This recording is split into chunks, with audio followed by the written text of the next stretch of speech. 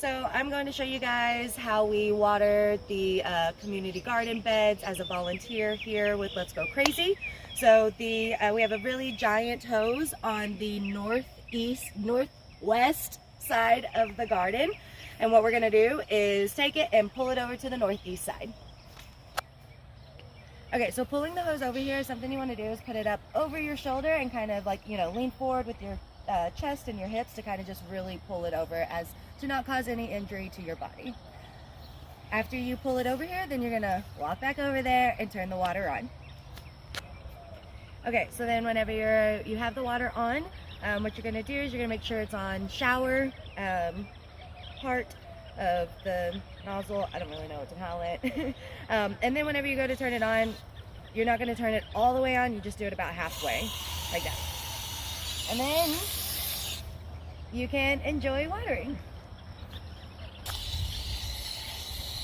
Okay, so then whenever you get here and you're watering, you're gonna wanna keep the nozzle pretty close to the soil. We're really watering the soil, the roots. So try to avoid getting water on the leaves, even if you kind of have to move it around, just to get in and around there. Just, be really personal with it.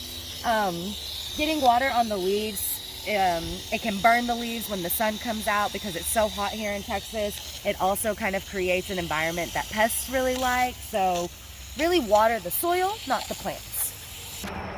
So one of the perks of coming out here and watering, other than, just enjoying the garden, is that if there is anything to harvest in the sponsorship beds that you're watering, like today we have a yellow pear tomato, you can harvest it and you can take it home with you. Even if it's just a little bit, it's yours.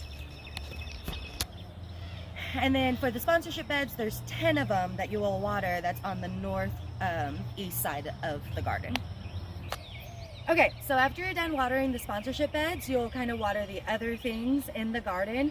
First thing being, we have 2 Mexican plum fruit trees. And so what you'll do is you'll change the nozzle to soaker.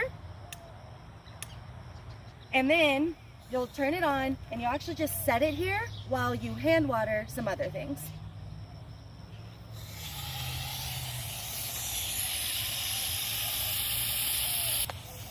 Okay, so on the west side of the Let's Go Crazy, there are 10 or 12 community garden beds.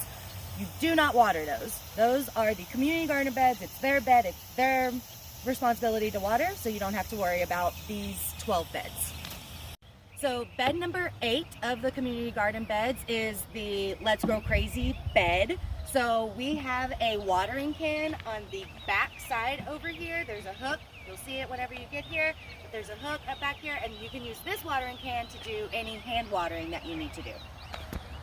So to fill up your watering can, what you'll do is make sure to turn on one side of the spigot and then open it up. And then after you're done filling it, make sure to turn it back off.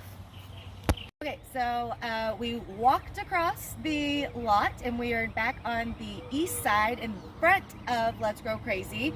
Girl Scouts planted these flower beds. There's 2 of them. You will water these. 1 can should be enough for both. And this is bed number 2.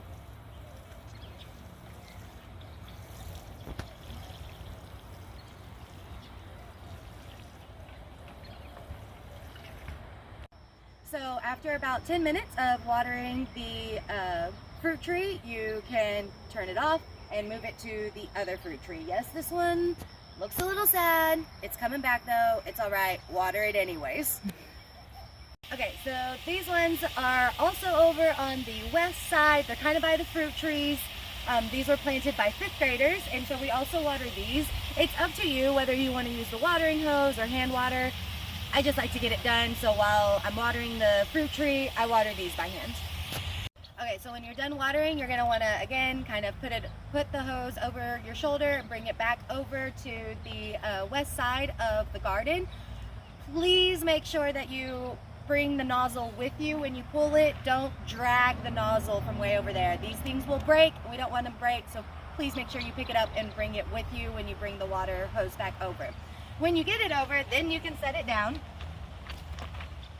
And we roll the hose up just in a circle fashion.